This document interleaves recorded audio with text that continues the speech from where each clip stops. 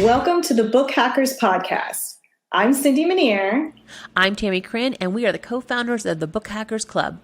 If you're listening to this, you probably are a self-publisher who's ready to grow your business, and that's exactly why we're here.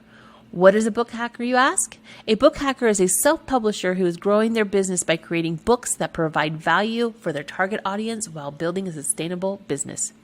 We'll cover marketing, branding, sales, and everything in between. If you're ready to fast track the growth of your self-publishing business, you've come to the right place. Our goal is simple: to help you think and act like an entrepreneur. Every Thursday, we'll share tips and resources designed to help you master all aspects of your self-publishing business while having fun along the way. Ready? Let's start.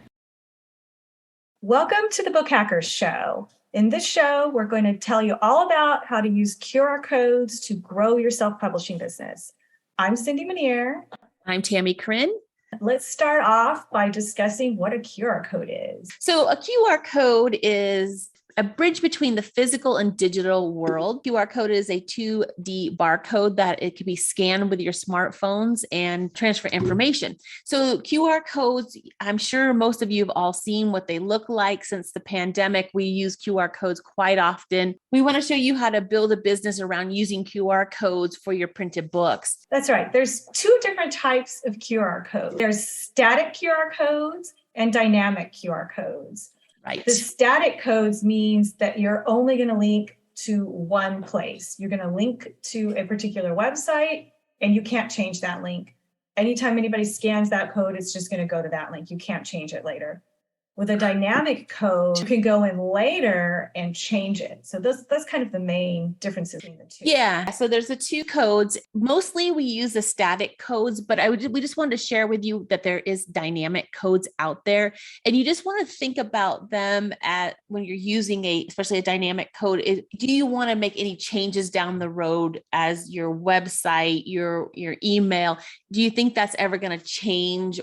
And that's when you would use a dynamic code. So you don't have to really worry about that if nothing's going to change. Your links aren't going to change at all. You can just use a static code. Yeah, that's right. Most people are going to just need a static code. Yeah, I think so. I've used dynamic codes myself. Have you ever used the dynamic ones? I have used a dynamic code. I do like to use them for certain books that I do create for businesses because they do sometimes change their address, their physical address, maybe their website changes or something.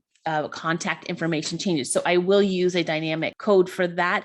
But for what we're talking about, that's kind of a decision you should make for yourself and your business. But we just wanted to offer both sides of it. So the static code is perfectly fine if you don't think the URL you're using isn't going to change.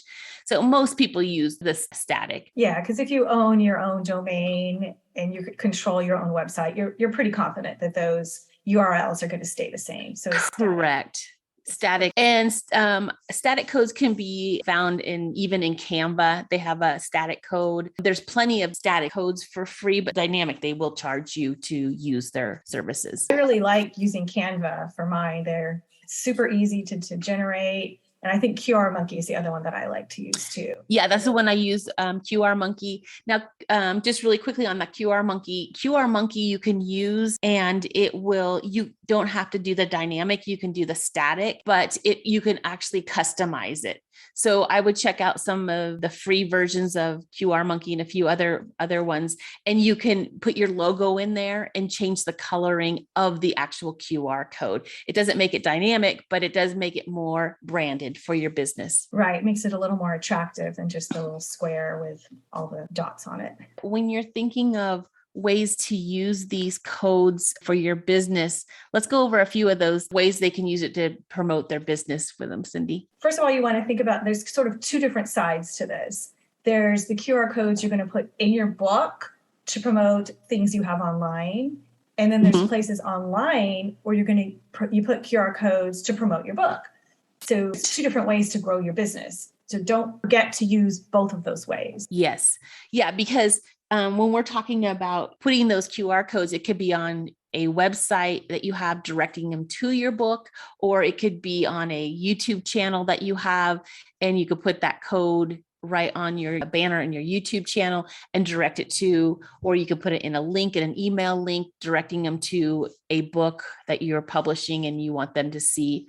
Or you can put them actually on your book, on the cover, on the back cover is usually where I put mine, or on the interior back page or front page if I want to direct them somewhere to either another book that you have, or to a website or YouTube channel, whatever you're trying to get the person to do. Yeah, I do the same thing. I like to put the website, a QR code for the website on the back of my covers. Mm-hmm. That's very general, and that gives them the link to my main website. And then I like to use the back matter pages to promote other books with QR codes, Right. my lead magnets with QR codes, to promote any, like my website, my tool website, I'll give them a discount coupon code to go and get membership there. So I use it for that as well. Yeah. So you can do the discounted links as a QR code. You can product or service or a landing page, anything like that, your contact information. I like to do on the back of a book, when I do put my QR code, if it's for my website, I will also write out the website just so people have both versions. I know people are now getting really comfortable using the QR code, so it's great, but it's always good to have your website also written as well. That's what I like to do. I do exactly the same thing. I'll have my logo and then, www.aududu.com underneath it for my website. Yeah, I like to do it that way. But yeah, so don't just think of QR codes as only for a website or anything. You can use product for it. You can link a video. You can do your YouTube channel. So there's lots of things that you can use these QR codes for. Your lead magnet, that's the huge one right there. If you want someone to add your lead magnet, get a QR code on any of your social media, any of your websites, anything like that. Completely agree there, Tammie. And one of the other things you can even use QR codes for is to enhance the content of your book. So, for example, if you're having a how-to book that's talking about how to do something in particular, then you could have a video on your YouTube channel and put a QR code there linking to that, so that people can go through, read your book, and then go watch the video showing you exactly how to do something. Yeah. Let me give you an example. So during the pandemic, a lot of people wanted to know how to do physical exercises. So we had created some books for gyms, and the books actually had the actual QR code to a YouTube video on how to do that exercise. So it made the book very interactive. If it's a cooking book, you could show them how to do the steps in the cooking process, and you can use a QR code to direct them to a video, which makes the book now interactive. It isn't just, like we're saying, we're talking about static. It's not just static, but the book is actually very interactive. And I think it makes it a lot more fun for people to read your book, and they can scan and actually physically see you and talking about what you're doing and maybe why you created the book and just a little bit about yourself, if that's the video you want to put in there. But you have so much opportunity and so much more interaction with your customers. Exactly. It's can add so much more value for the readers of your book, but it can also add value to your business, because when people buy your book on Amazon, you have no way of capturing any information about them. Exactly. So you need to figure out how to add things that add value to your customer, so that they will then come to your sites and give you their information. And then you can get them on your list, like we talked about the last couple of weeks, about how to grow your email list and nurture your email list and grow your business that way. Yeah. So that's a really good point too. And make them, make them stand out, put an arrow towards, your QR code on your book, say scan me underneath, so people know what to do, but also make it a part of your, description. It is interactive book with a QR code. Really promote that so people know that they're getting that value as well. Yeah, that's so true. It's so important to tell people exactly what to do with the scan me. So, for example, the how-to video, after your little description, you have the QR code, then say scan the code to the right to see a video demonstrating this technique. Exactly. Yeah. That way they know there is the value there. Sometimes just seeing a QR code, they don't have any idea if it's a video or if it's a website or another link to whatever you're trying to share with them, but give them an idea where you're taking them and make them want to go. Yeah. Let's talk about some other ways you can use the QR code. So we already talked about linking it to your website. Linking it to a lead magnet. Those are the top two things you should be doing. But you can also create social media posts about your book and put the QR codes there. That's another thing you can do. And you can add those right onto your graphic, and people can actually scan them right from the computer. So if you're worried about social media, how do you do that? You can scan them right from your computer. I don't know if everybody's seen, but a lot of TV commercials now are using QR codes on the TV. So they're scannable from your computer. They're scannable from your TV or wherever you're posting on your social media. Yeah, a great way to promote your book is to create a Pinterest pin and include that QR code on it. That makes it super easy. So if people are looking on their computer at Pinterest, but then they want to be buying off of their phone, then they can just scan it directly to the sales page and buy. Anything you can do to make it easier for people to buy your book is what you want to do.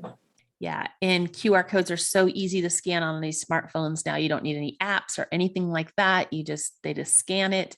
It pops it right up on their phone and they click on the link and it goes right to it. So it's a great way. It's a great way to promote your business in many ways. Yeah, definitely. I know we had a whole Clubhouse. Remember back when we were on Clubhouse and we did a whole hour talking about all the different ways you can use QR codes? Yes, I do.